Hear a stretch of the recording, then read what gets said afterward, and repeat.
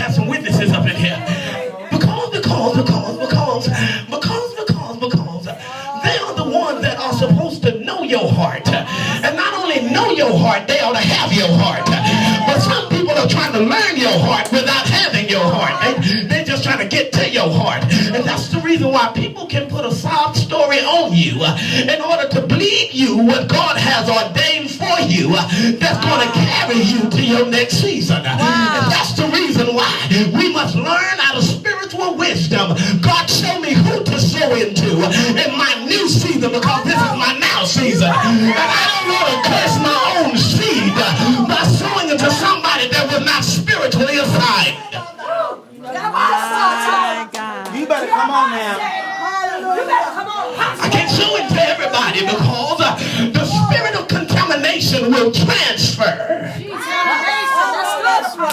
And whenever I allow my seed that was blessed in my harvest to get contaminated, it calls the forces of authority out to the cankerworm and to the caterpillar and to the earthworm. I wish I had somebody understanding that whenever you have a seed, it has to go in the ground and then it has to make germination.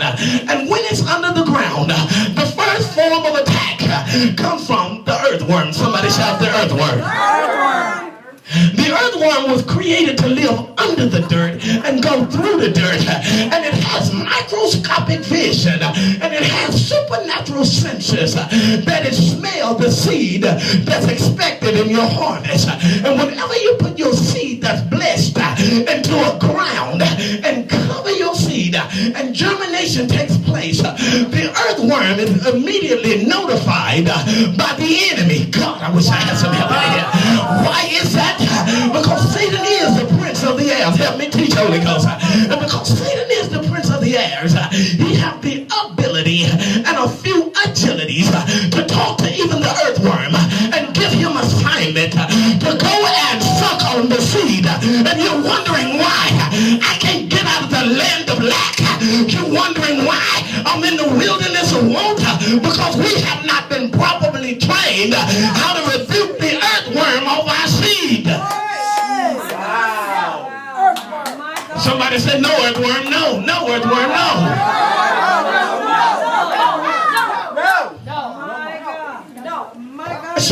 So now that your seed has been anointed, and listen, you can't have a mundane and a cantankerous attitude about this thing that you just got $1 more than somebody else and you want to hold your head up high. Baby, I want you to know that money spent at Bloomingdale just like you do at Walmart. Yes, it does.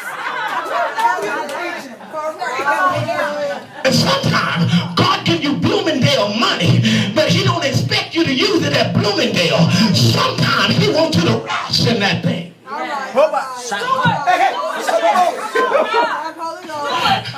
What he's saying, I'm glad you asked. What he's saying is, I didn't bless you abundantly for you to be a showcase and a show off.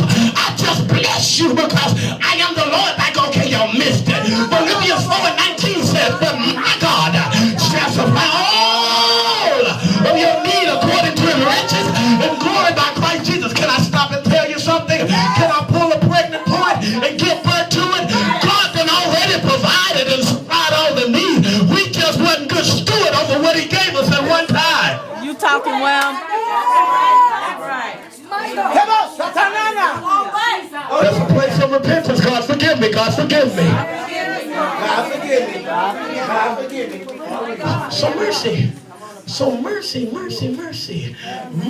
allows you to win the first battle over the earthworm.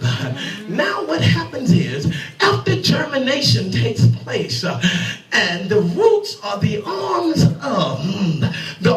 of your seed begin to branch out to the four corners of this universe under the ground. And now that they have branched out under the ground, your germinated seed has to grow down before it grows up. Somebody missed that one. Why in the world does it look like everybody else is prospering and I'm suffering? Why in the world does it look like everybody else is coming up and I'm still at the same level?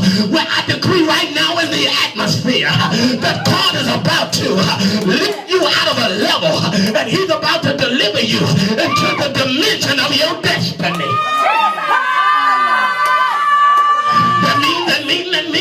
That if this is my new season, this is my new seed. Somebody tell yourself, I can't stay at the same level. I can't stay at the same level. That may mean that I can't deal with the same folk. Because God has just ordained and anointed me to leave the level that I was on. Because as long as I'm at a level, listen, there are three ways to come up in life. Are y'all hearing me? There are three ways to come up in life. Somebody say it's three ways. It's three ways. Well, number one, some people can get on the escalator and let it do work after all you do is take one step. And then you want an easy ride. I wish I had somebody up in here. Because I hear people talking about if you make one step, God will make two. And that's the way some of us are. We just want to do a little bit and want God to carry us the rest of the way. If you're not on the escalator, some of us just want to use the one pointer finger and hit the button to the elevator because we want an instant rise. Oh my God. But coming up quick ain't always best because you got to remember that you're not the only one on the elevator and you're not the only one that's trying to hit floors. And if you're not careful, it'll be so crowded and you'll tell somebody, hit 7 for me please, and then you gave them control of your destiny. Oh my God. And you expect them to go 7 and it stops on 4. You can't get mad at him because they pushed the wrong button. You gave them authority and control of your destiny. Ain't it always somebody trying to betray you and stop the level of your advancement? Apostle, you in there. You just hit it. Jesus. And the reason why we only use one finger is because we always want to point at somebody else.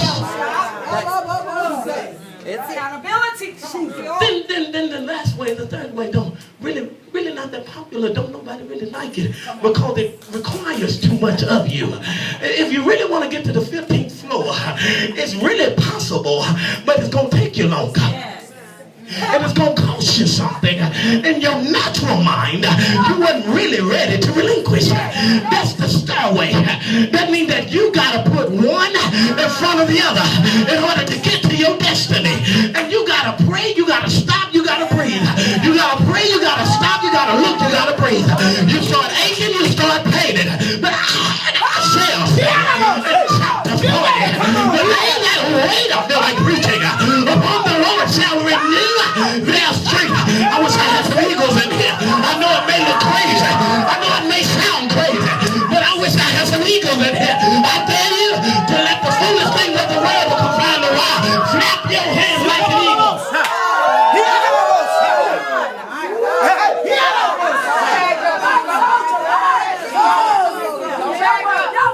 So he tells us in this Isaiah moment that there are some things in life that will cause you to suffer. And if you expect this anointing, you're going to have to learn how to suffer first. But that's just it.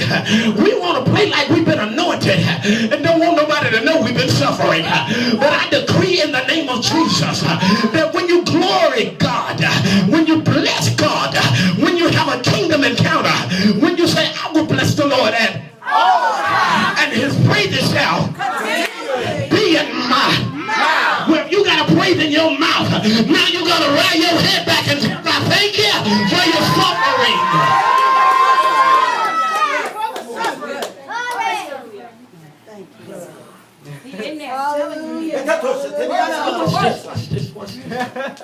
Watch this. If suffering gives birth to the anointing, then my sacrifice. Are y'all hearing me? Then my sacrifice must lead me to the glory of God's presence. Oh my God. Okay, let's go to scripture. Let's go to scripture. Let's go to scripture. Let's go to scripture right here. Let's go to scripture.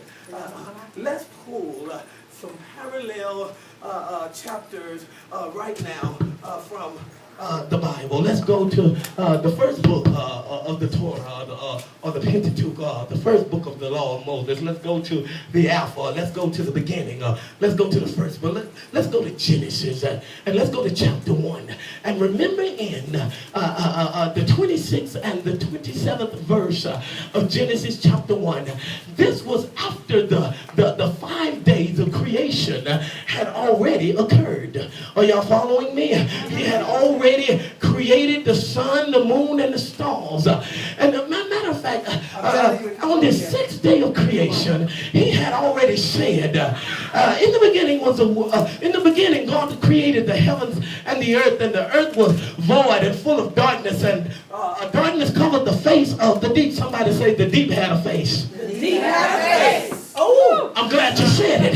That's because when God created the earth in her own image and creation, he created her as a body. That's right.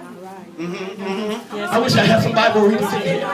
He created her as a body, just like when he created evil. And the Bible does say in Genesis that God himself created evil. And if God created evil, that means there had to be a balance of two. Somebody say two.